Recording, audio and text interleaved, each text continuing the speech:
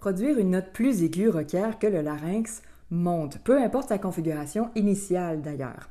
Pour qu'il puisse être bien libre dans sa montée, le dos de la langue devra rester positionné de façon haute et en avant. Plus la note sera aiguë, plus ses ajustements seront importants, seront grands.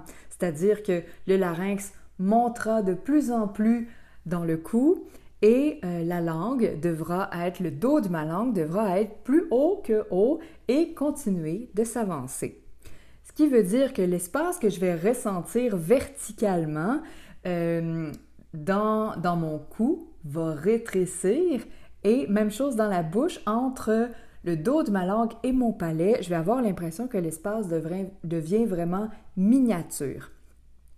Pour pouvoir maintenir ces éléments-là sans affecter, sans altérer la qualité de notre élocution chantée, il sera plus facile et plus efficace d'articuler plus à l'avant de la bouche. C'est-à-dire que je vais vouloir rapprocher le point de contact ou de rapprochement, le lieu de l'articulation, de l'articulateur, donc de la langue.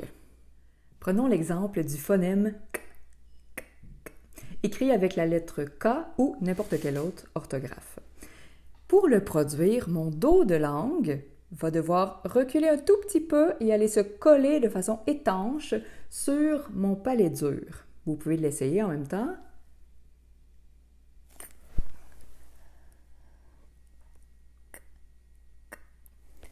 Donc, l'action articulatoire se concentre plutôt vers l'arrière. Maintenant, si j'étais dans un registre confortable, je pourrais simplement penser à ramener mon dos de langue pour la voyelle qui suit. Ki, ke, ke, ka.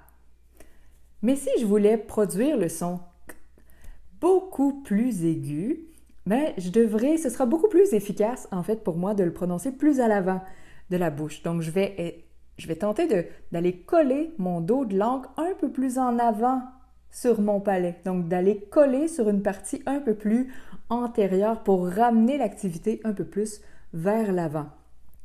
Donc j'avais maintenant je veux. Donc j'ai encore le contact de mon dos de langue avec le palais, mais simplement au lieu de coller plus à l'arrière, je vais le coller un peu plus à l'avant. Je vais donc concentrer ma prononciation beaucoup plus à l'avant, comme si j'étais dans le premier tiers ici.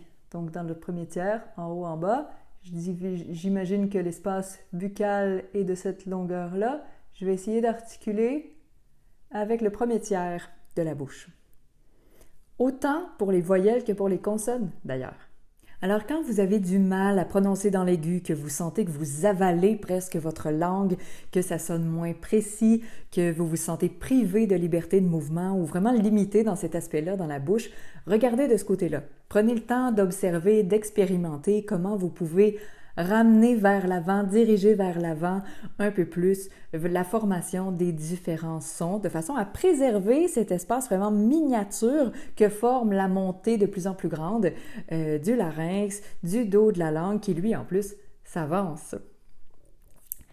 Je vous souhaite des bonnes observations, des bonnes expérimentations. Ça vaut la peine des fois d'isoler les sons et d'aller voir jusqu'à quel point on peut sortir la langue du chemin pour permettre au larynx de vraiment être libre de monter vers l'aigu sans problème. Si vous voulez du soutien pour approfondir tout ça, le mettre en pratique, faites comme les membres du gym vocal et venez vous entraîner avec eux et avec notre équipe chevronnée. Ça fera plaisir de vous soutenir dans votre démarche. À plus! Vous trouverez juste en dessous un réchauffement vocal gratuit et un défi 4 jours pour améliorer un passage vocal difficile, gratuit aussi. N'hésitez pas!